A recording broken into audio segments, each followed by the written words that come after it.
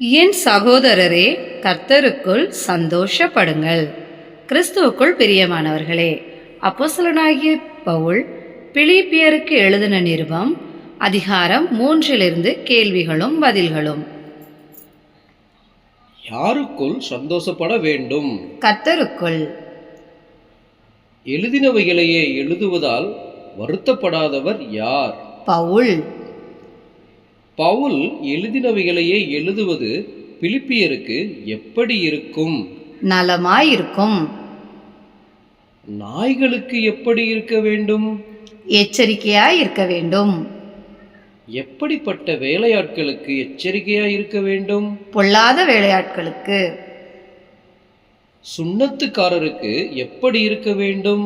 எச்சரிக்கையாய் இருக்க வேண்டும். எதின் மேல் நம்பிக்கையாயிராதவர்கள் விருத்த சேதனம் உள்ளவர்கள். மாம்சத்தின் மேல்.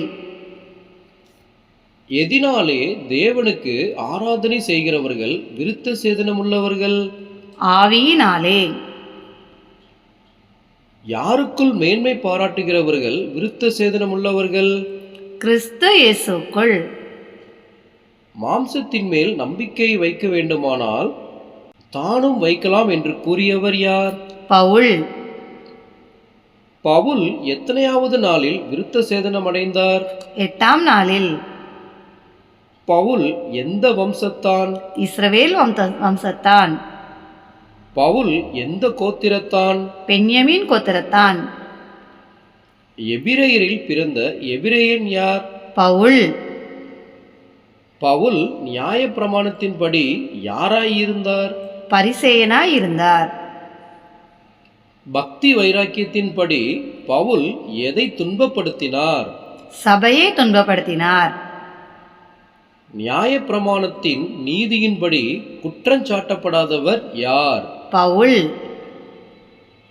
பவுல் எவைகளை கிறிஸ்துவுக்காக நஷ்டமென்று எண்ணினார்? தனக்கு லாபமாய் இருந்தவைகளை. பவுல் எதற்காக எல்லாவற்றையும் நஷ்டமென்று எண்ணிக்கொண்டிருந்தார்? கர்த்தராகிய கிறிஸ்து இயேசுவை அறிகிற அறிவின் மேன்மைக்காக. பவுல் யாரை ஆதாயப்படுத்திக் கொள்ளும்படியாக எல்லாவற்றையும் நஷ்டமென்று விட்டார்? கிறிஸ்துவை. பவுல் எதினால் வருகிற சுயநீதியை உடையவனாய் இருக்கவில்லை. நியாய பிரமாணம். கிறிஸ்துவை பற்றும் விசுவாசத்தினால் வருகிற நீதியை உடையவனாய் இருந்தவர் யார்? பவுல். பவுல் யாரால் உண்டாயிருக்கிறதான நீதியை உடையவராய் இருந்தார்? தேவன்.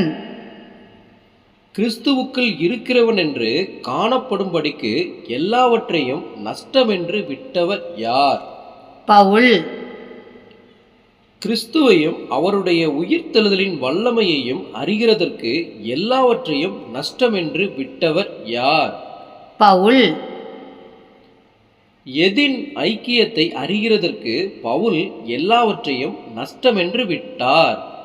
கிறிஸ்துவின் பாடுகளின் ஐக்கியம். பவுல் எதற்குள்ளாகும்படி எல்லாவற்றையும் நஷ்டமென்று எண்ணினார்? கிறிஸ்துவின் மரணத்திற்கு ஒப்பான மரணம்.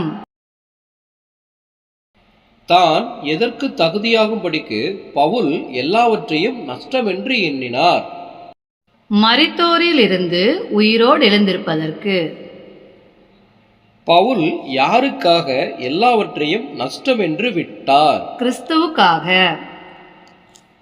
கிறிஸ்துவுக்காக எல்லாவற்றையும் குப்பையாக எண்ணியவர் யார்? பவுல். நான் அடைந்தாயிற்று என்று எண்ணாதவர் யார்? பவுல். முற்றும் தேறினவனானேன் என்று எண்ணாதவர் யார்? பவுல். கிறிஸ்து இயேசுவினால் தான் எதற்காக பிடிக்கப்பட்டாரோ அதை பிடித்து கொள்ளும்படி ஆசையாய் தொடர்ந்தவர் யார்? பவுல். பவுல் எவைகளை மறந்து இலக்கை நோக்கி தொடர்ந்தார்? பின்னானவைகளை. பவுல் எவைகளை நாடி இலக்கை நோக்கி தொடர்ந்தார்? முன்னானவைகள்.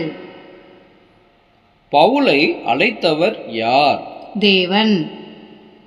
தேவன் பவுலை யாருக்குள் அழைத்தார்? கிறிஸ்து இயேசுக்குள். பவுல் எதற்காக இலக்கை நோக்கி தொடர்ந்தார்? பரம அழைப்பின் பந்தய பொருளுக்காக. வேறே சிந்தனையுள்ளவர்களாய் இருந்தால் அதை வெளிப்படுத்துபவர் யார்? தேவன். ஒரே டேஷ் நடந்து கொண்டு ஒரே டேஷ் இருப்போமாக. ஒழுங்காய் நடந்து கொண்டு ஒரே சிந்தையாய் இருப்போமாக.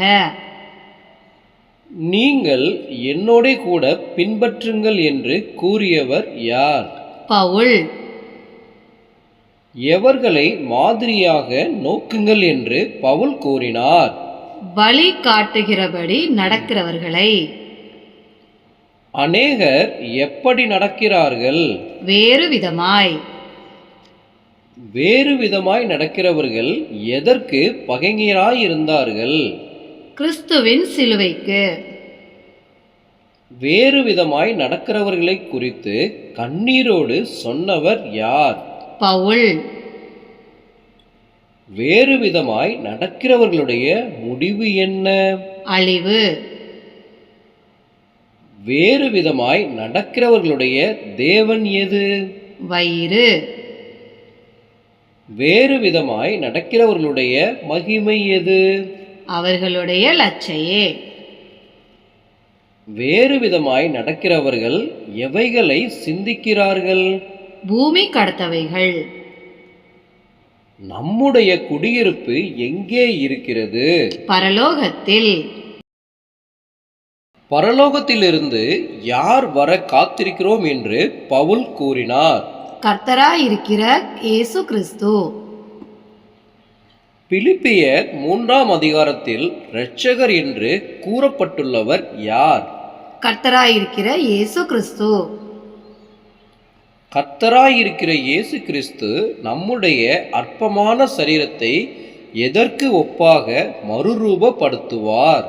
தம்முடைய மகிமையான சரீரம். எல்லாவற்றையும் தமக்கு கீழ்ப்படுத்திக் கொள்ளத்தக்கதாக நம்முடைய சரீரத்தை மறுரூபப்படுத்துபவர் யார்? கர்த்தராயிருக்கிற இயேசு கிறிஸ்து. கர்த்தராயிருக்கிற இயேசு கிறிஸ்து எதின்படி நம்முடைய சரீரத்தை மறுரூபப்படுத்துவார்? தம்முடைய வல்லமையான செயல். கர்த்தருக்கு மகிமை உண்டாவதாக. ஆமென். இக்கேள்விகள் வேதாகம புதிர் புத்தகத்திலிருந்து எடுக்கப்பட்டவை. நன்றி.